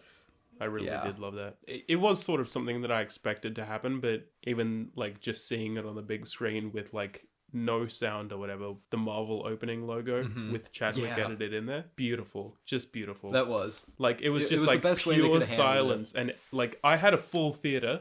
No one said a fucking word. No one even moved. It was beautiful. I was like, oh, that's man, good. This is hard hitting right now. Oh my god. Well, I'm glad that you didn't moment get of any, silence for Chadwick. Oh my god. Exactly. It's literally a moment of silence. Like, and that's how the movie starts. So I mean, it sets the tone for like the whole movie. And apart from then you got Martin Freeman's goofy ass just popping up, kind of ruining the tone. Thanks, Quinn. Yep. Yeah. No, but apart from that, really heartfelt movie. It was well handled. It was very well handled. My only issues, like I said, come in with Martin Freeman and Julia Louis-Dreyfus. They don't really need to be in the movie. The length is a bit too long. The CGI sure could have been better in some areas. Speaking of which, my last thing that I didn't like, I did not like Ironheart's new suit at the end. Did you? Remember her like final suit? It looks so weird. I honestly can't even remember, honestly. If you saw a picture, you'd know it, but like... I'm actually going to Google it. Hang on. I really like the whole, like I said, in the first warehouse sequence that leads into that chase, it was like a really like in the works type suit, like Tony's first suit. And it was like almost a throwback to that first in the cave when they break in with the guns and then he like fights. Like it was like a little throwback to that. I just thought the new suit looked way too clean. It looked like a freaking anime. I was like, what is this? Like, that's actually I'm actually gonna agree with you on that, because I like every time I kept thinking it back to it, it was like that suit, and I thought that it was like that was like the first one that she wore, but it's not. No, that one is bad, especially the shoulders. Yeah, the shoulders, and just like it looks too cartoonish, way too cartoonish. Yeah, absolutely, way too cartoonish. It literally looks like an anime. So overall, though, yeah, it was a solid movie. Probably a bit better than the first. Oh, sorry, one more thing before you talk. I guess it was kind of cool seeing Killmonger again. I was like, what is this? Is this a dream sequence or like a vision? Him, like when he showed up. I don't know. That was fine, I guess, too. I'm gonna say like straight up, he's an overrated villain. I think so too. I really do. Yeah. But I mean, seeing him again was like nice-ish, I guess. But I was actually really worried though, because like when we went into that scene, there was like an aura of tension in the theater. Like everyone was like, what is this whole thing gonna be? And I was so fucking worried that they were gonna CGI Chadwick. Oh no! I was like terrified. I was like, oh my god, no way they're gonna do this. And if they did, I would have like outright fucking booed the movie straight up. Like, I don't care how many people are in the theater. That is like, don't do that. Yeah, that's just disrespectful. Yeah, you can't do that. Oh, I was so worried. So fucking worried. I think I had that same thought, honestly, but like in my head, I was like, there's no way they would do it, so I'm not going to worry about it. And then, yeah. I mean, honestly, if they did it, we probably would have like heard about it like right after the movie dropped. Oh, yeah. I have to say, I did like it a bit more than you did, like I said, but I mean, there is one scene that actually made me genuinely tear up, and it's not like anything that's like super emotional in terms of like stuff to do with Chadwick or like the ending or whatever, nothing like that. It was actually one sequence and music use that I was in awe of. Like, I felt so overwhelmed, and it was the first scene that Shuri goes down to the underwater world. There was this music use going on throughout that whole sequence, and it was like, I actually can't believe what I'm seeing and hearing right now. It was like the most beautiful song ever. I can't remember what the song is called, but it's on the soundtrack, and it's like, it was fucking unreal. Like, I was like, oh my god, this is fucking stunning. Like, I actually started tearing up, and I like, there's nothing emotional going on in the scene. Nothing's going on that like should make me emotional, but like the music use, I was just like, holy shit, I'm crying right now. Like, it was fucking beautiful. I need to like find that song and send it to you or something, because it's like, oh man, you'll have to find it. Yeah, because I'm sure I would recognize it. Everything I think about some of the Black Panther movies for some reason always comes back to the Phantom Menace, because like I was thinking like with the first movie, the Gungan battle at the end, and then with this one, worst part of the movie probably. I don't like that sequence at all. No, me neither. But it's a 5-star, isn't it? Oh, we were talking about Phantom Menace. I thought I'm talking about Phantom Menace. Okay, no, I like it. Of course, I like everything. But just like when she goes down to the underwater city, I'm like, it's like they're going down to the Gungan city when Jar Jar leads Obi-Wan and Qui-Gon. Oh, but this was far more beautiful though. No, it was. I thought both were beautiful. Both the music and the visuals for both. There was like these like echoey like female vocals going on, as well as like being underwater and like this beautiful cinematography, and I was just like, I can't believe how beautiful this is right now, especially seeing it on a huge like screen. We'll have to compare Phantom Menace and that scene together, because I think this scene is better. It probably is, but I think that when Jar Jar is swimming with Qui-Gon and Obi-Wan, and the music as well, because it's almost similar, descriptive. There's no vocals in that one. I could have swore there was like some or something. No, but this one was actual beautiful singing. I was like, wow. All right, well, fair enough. Unless we can get Jar Jar to sing us a song, I don't know. I just want him to show up at this point in a Black Panther movie. Misa, no delegates! Some of that was so high pitched that it didn't come through the mic, but some of it did. It was weird. True. I guess we'll see in the episode. Probably just the last thing. I think the main thing that I love the most about it though is the fact that it's like it is more of a drama, and it's more of like a self-discovery type episode. I mean, type movie, not episode. Just self-discovery movie, because like this, it is mostly about like Shuri's like self like growth, I guess. During the whole movie, like, I mean, at the start she loses, Chadwick, and like that's a horrible thing that she's going through, but then like it's many years later, but then during all of this she loses like the mother as well, and it's like that's horrible too. By the end of it, she's just so like broken by everything, and you can really feel that. Like you follow her throughout this whole journey, and it feels like a lot of it has a lot of impact. So I really liked that it like went into her character a lot more, and especially I liked it more because of the fact that her character wasn't a part that I liked in the first Black Panther at all. Like I really just didn't like her, but in this one I fucking loved her, and she was great at acting all of it out too. I'm really glad that it turned my view on her around, and I don't think that I mean, it's a horrible thing to say, but like I don't think that would have happened if Chadwick was still alive. No, I agree with that.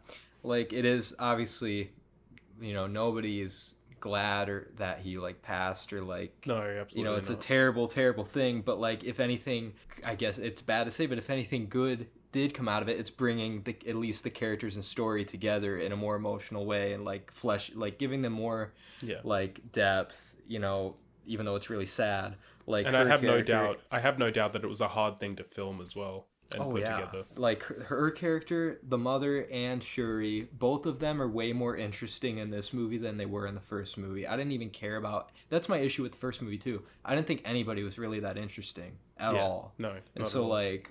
Yeah, but in this one, that did change. People seem to thirst over Killmonger as if he's extremely interesting, and he's just not.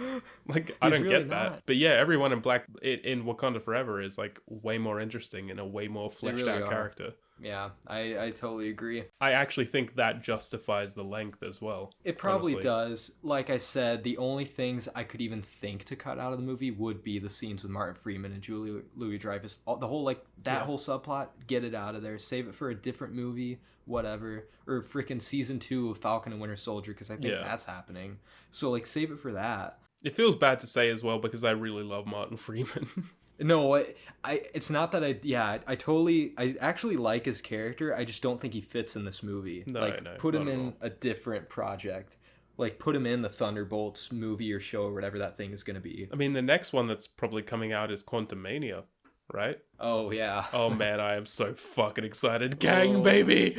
Gang! See, that just reminded me. I'm gonna have to rewatch Loki. Please do. I think you would like it more in a rewatch. Oh, No, man. I totally would. I would. It was just one of those. Honestly, it was one of those background shows I had on, and I was like, I really should be paying more attention to this. So I will, and I'll probably enjoy his character and all that. So. Just sidetracking real quick, but like a lot of people hated the new poster for Ant-Man and the Wasp: Quantumania, but I loved it. Is it the one where like Kang's hand is up? Yes, and it's so that's cool. The poster. I like it. Why does everyone hate it? I don't know, but it's the poster we got for the theater. Oh, Quantumania is gonna slap straight up. It's gonna fucking slap. It'll be I'm cool. so excited. Yeah. I think it'll be like Avengers level type fucking. Oh man, I hope so. Whatever. I'm looking forward to that. But we did get a lot of questions about the MCU and Black Panther as well. So that would tie in pretty. Yeah, we did, or at least I did. So, if you want, we can get into that. Do the thing. All right. Listener questions! Yay, my favorite part. All right. And by the way, I mean, we are live on Instagram, so people throw down questions in there if you want to. We can answer live. Alexander just asked one.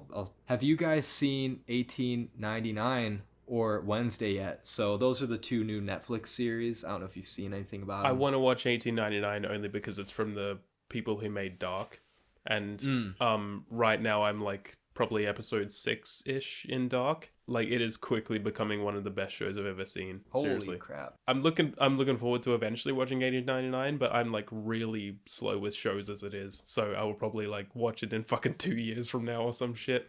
But Dark is like every episode hurts to watch. Like, it's just like, it's so emotional, it's so complex. If you ever go into Dark, bring a fucking notepad, because there is just like so much that you have to keep track of, and it's like, what is going on? Oh man. It's so complex, but it's an amazing show. So I'm looking forward to 1899, but Wednesday I don't really give a shit. Yeah, I don't care at all about Wednesday either. I don't Jenny like Jenny. Is it Jenny or Jenna? It's Jenna. Is it okay? Yeah, I don't like Jenna Ortega. I'm gonna call her Jenny just to confuse you. Well, like I said, she hasn't earned my respect yet to say her name right. If X was a better movie. Watch Wednesday, I guess. No, I'm sorry. I'm never gonna. I really don't care. If it was a movie, maybe, but I'm not gonna watch a show. I've never seen any Addams Family stuff anyway, so so I probably wouldn't in general. Yeah, me neither. I don't think I've seen any. I do want to watch 1899. I really do, and I do want to watch Dark. I want to watch both because I've heard nothing but good things. So, but my list of shows to watch is just so long right now that I probably won't get to them for a while. Yeah. I mean, you just finished Atlanta, didn't you? Yeah, I did. I finished Atlanta, which already took a lot out of me. I'm so sad about that ending, and that's one of the best shows I've ever seen. So, yeah, and I know that Keelan also. Yeah, Keelan also finished it. I saw that, and he. Oh, did he? I think he loves it just like I do. Yeah, I mean, I every time I get on Serialized, I kind of see that he watched it. So so you should get on that. The only things I'm watching actively right now are like Mandalorian and Fargo. Yeah, we'll see. I mean, and Dark, but yeah, it's hard to go back to Dark sometimes. But Fargo season 1 slaps, man. Oh man. I know, I heard it's so good. Kath said, because right now me and Kath are watching through Better Call Saul like at the same time. Like, still? You know, well, like still, yeah, we're only on season 2. It's gonna take a while. God. So, but I mean, it's hard because our schedules are so different. Yeah. And so like, but I mean, then Kath, she just said that we should watch Dark after Better Call Saul. Oh boy, that'll be an interesting one to. Yeah, we can do that. Sure. Oh, I'd want to watch it with you guys. I want to hear you guys react to shit. Oh man. Yeah, true. Because I'm serious. It's becoming a like favorite show. It is. Wow.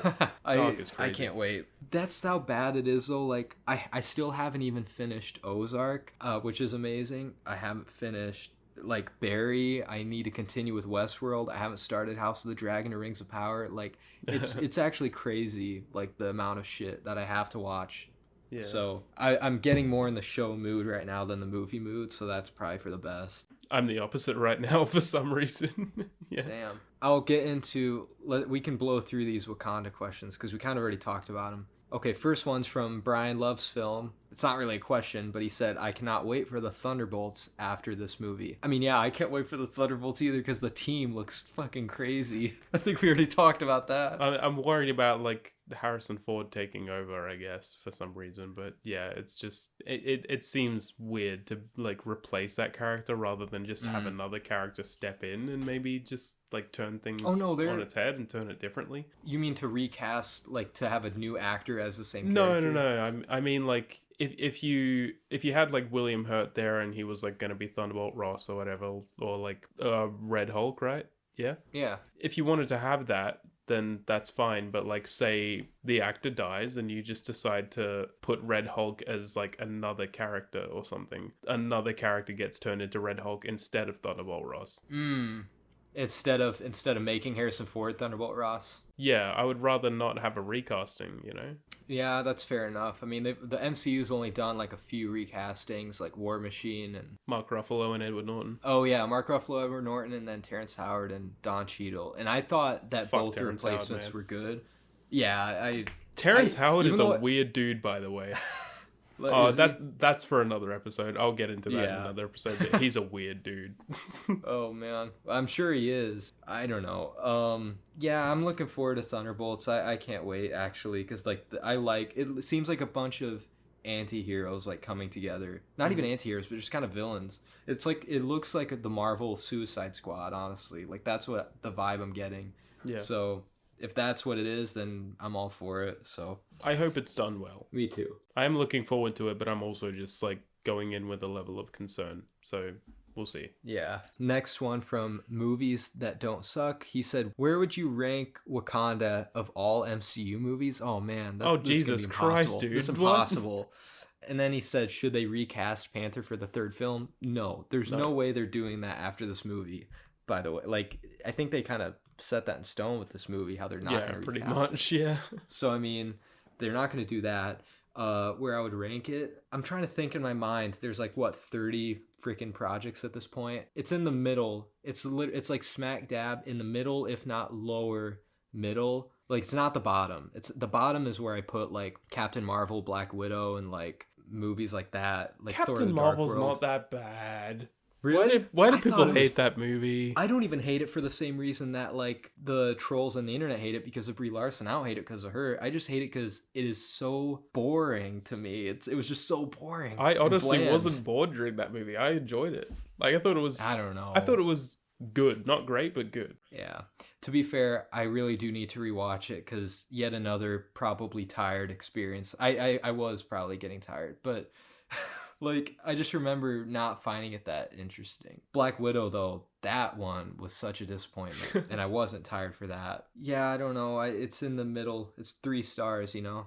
I think you said the same thing, Movies That Don't Suck. You even said it was a mid-tier Marvel movie, and I agree. It's probably in the middle for me, or, like, maybe a little bit higher. I don't know. But I liked it, but I probably wouldn't put it like super high or anything as well. I mean, I'm too much of a Marvel fanboy. That's my problem. And I used to be, but not so much anymore. But I think that like Marvel's highs are just so high that you can't top them now. You just can't top them.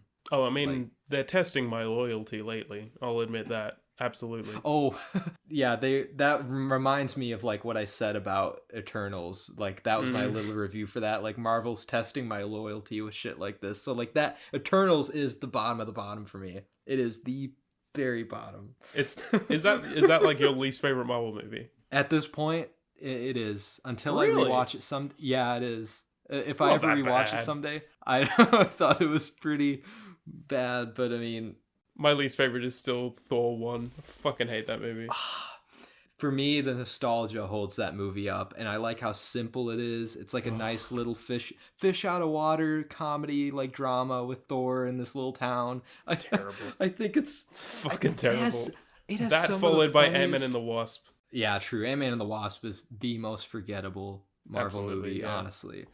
No, I thought Thor 1, honestly, I'll try not to dwell on it too long, but like it has some of the funniest lines still out of the MCU for me. Like some of the it's got like when he walks into the pet shop and he's like, I need a horse, and they're like, we don't sell horses. And he's like, we have dogs and cats, and he's like, give me one big enough to ride. It's like, that's funny.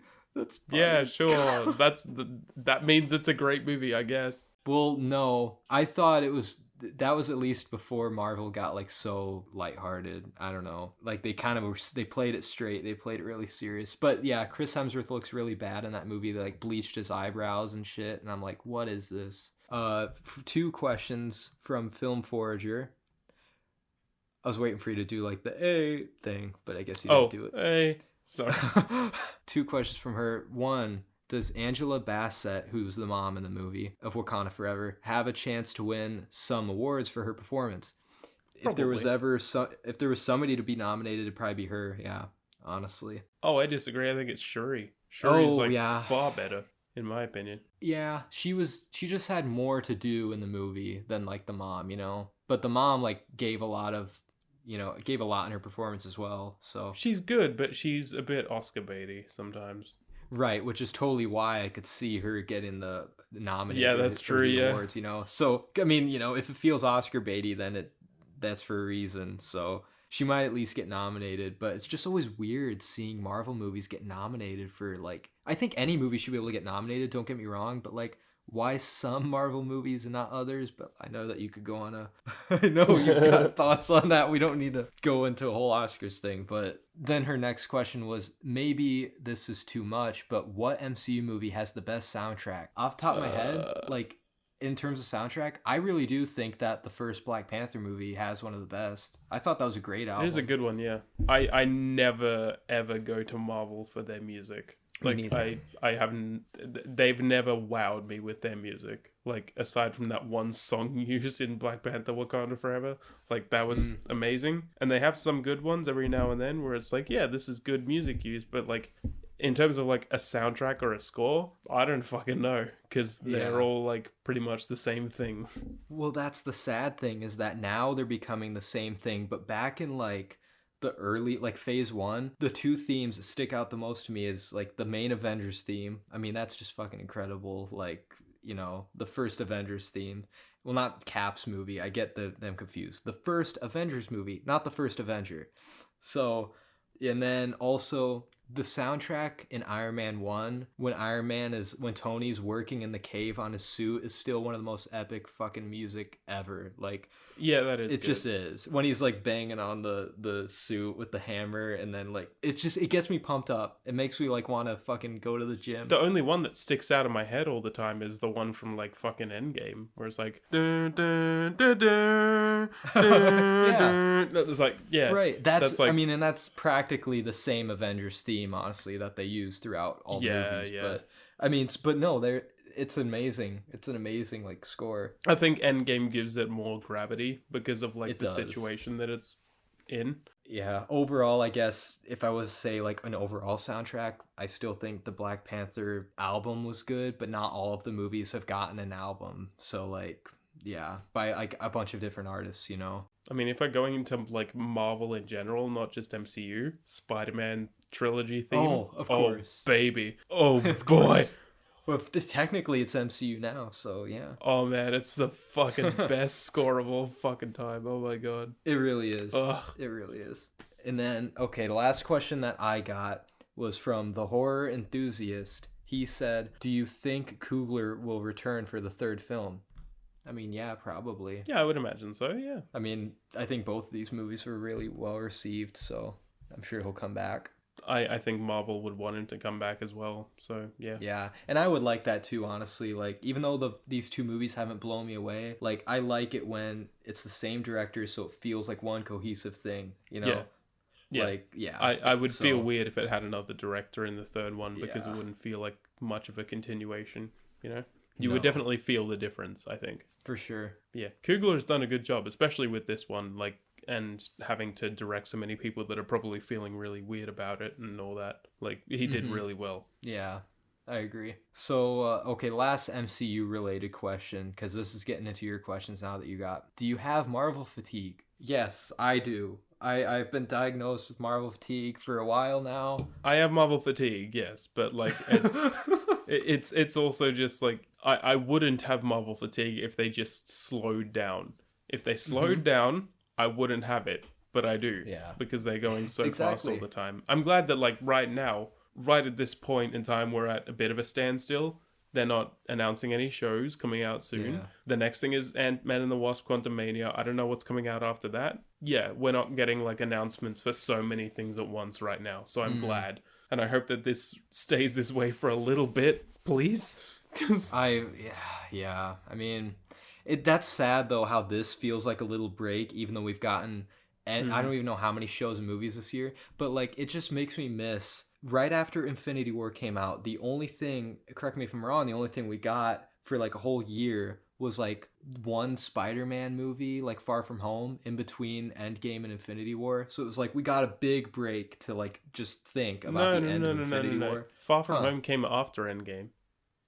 Did it? Oh yeah, it fucking did. Of course it did. The only thing that came between Infinity War and Endgame was Captain Marvel. Oh yeah, that's why it was forgettable. But so yeah, I mean, just like one little Marvel movie in there between Infinity War and Endgame, but that was a nice break, and it was like it made sense. Like, give us time after that fucking devastating ending. Give us time. Absolutely. So I wish they would do that more. I think they're not going to do it more because they feel like the endings of these movies that they're bringing out now aren't as impactful as Infinity War, and they really can't be. I just think a good idea for them would at least be, since they split everything into phases, after each phase, then give us like a year off and then go into your next phase. Like, stop jumping right from phase 2 to 3 to 4 to 5 to whatever, you know? Like, because then a year off would give me time to catch up on all of the last phase. I mean, phase 4 is like, pretty much ended now, like with the shows, and I'm pretty sure Wakanda Forever was like the last thing in phase 4, right? So I think now they're about to get into phase 5. I don't know when Quantumania is coming out, but that's going to be the start of phase 5, and it's like, maybe we should wait a while until we bring out Quantumania, shouldn't we? Yeah. That would be nice, but they're never going to. They're just going to keep producing shit. And then the last two questions I got, that you got, they were also from Film Forager, in which one of them was basically what we talked about earlier, describe each other's best qualities. So we kind of already did that. So yeah, I repeat what I said. You're a very committed person to your content. And you're a good co-host. You're a great editor, a great co-host, a great friend. There you go. Nice. Thank you.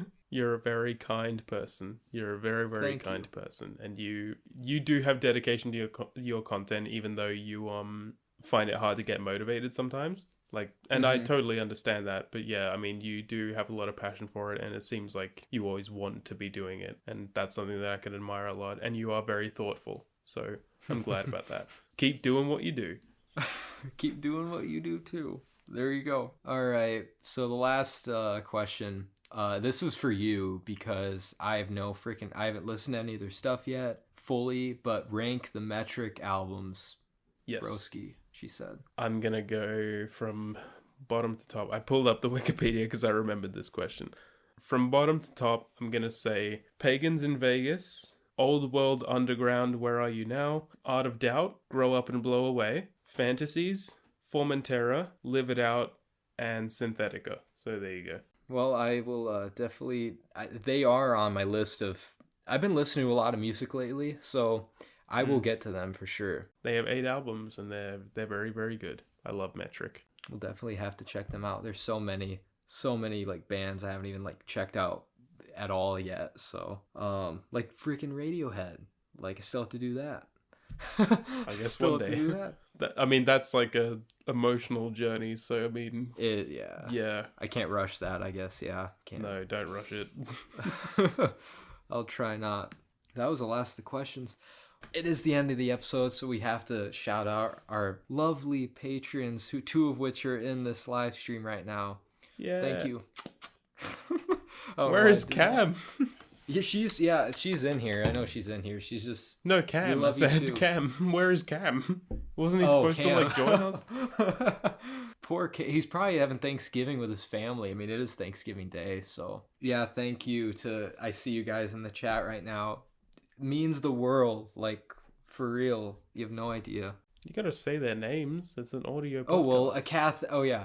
Kath Reviews. Kath.Reviews. Check out her Instagram page. Beautiful looking posts. She's the sweetest, loveliest person ever. That's my mind just like I guess stopped after that. And Julia, move it. You can shout Julia out if you want. Yeah, Julia, moving underscore pictures. Thanks for donating. That's person that I don't even know. No, set the record straight, Julia. Is it 2 or 3 underscores in your name? It's I 2. need to know. It's 2. I think it's. I swear, I thought it was 3. Nah, you're just wrong. It's 2. Probably. Yeah, and then of course, shout out to Cam at Cam Adak, who's not here with us right now, but yeah, thank you so much. Thank you. Maybe like the whole going Julia live. said it's 3. Julia said it's 3. No, no, it's not. She's bullshitting. She's fucking with you. No, dude. It looks like 3. Look right after this. I guarantee you, it's 2. I'm not kidding. She wouldn't lie. I don't think she's she would lying. lie. She's fucking with you. Oh my god. No.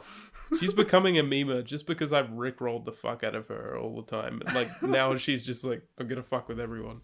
Ever since you showed her Shrek Retold, then she just. I wish I had watched Shrek Retold with you at some point. Oh my god, you would. No, love look it.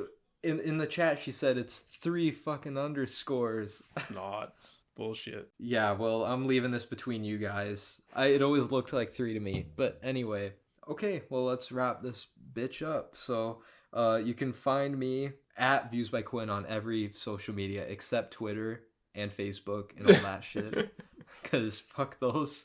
He's on Twitter, guys. Go to Twitter. I actually am on Twitter, but I never use it. So Twitter for life. Yeah, but Instagram, Letterboxd, Music Board, Goodreads, Serialized, all of it. Just like follow me and I'll follow you back. Thank you for listening. Yeah. You can find me at Movies Music Me on many things. Go to the link tree in the description and you will find them. Yeah, go to the link tree. Yeah. I'm on YouTube mostly, Instagram, Letterboxd, Music Board, all that shit. So yeah, Check it out. Yeah. Check out the podcast page too. And thank you so much for 20 episodes of support. I know, right? Oh my god. 1 year, 20 episodes. I mean, I'm Not sure 1 we'll year do more yet. episodes. Not 1 year yet. But I mean, at least it's a good indicator. Like, in 1 year, we can get at least 20 episodes done. Yeah. But probably more, I mean, because I don't know. Oh, we could have gotten more, but there's so many different things with life that went on. So, Yeah. But I don't feel any pressure to, like, get a bunch out or anything like that. No. But lately, I'm glad that we're sticking on a consistent, like, schedule of uploading. That's good. Yeah, it's true. And every episode feels like it's enjoyable as well. Yeah, it has been lately for sure. Since this was a Marvel-themed episode, I'll do it in the score of the Avengers. God. Peace out, bitches. Peace out, bitches. Oh my Peace God. out, bitches. Perfect. Oh, yeah, okay. Goodbye.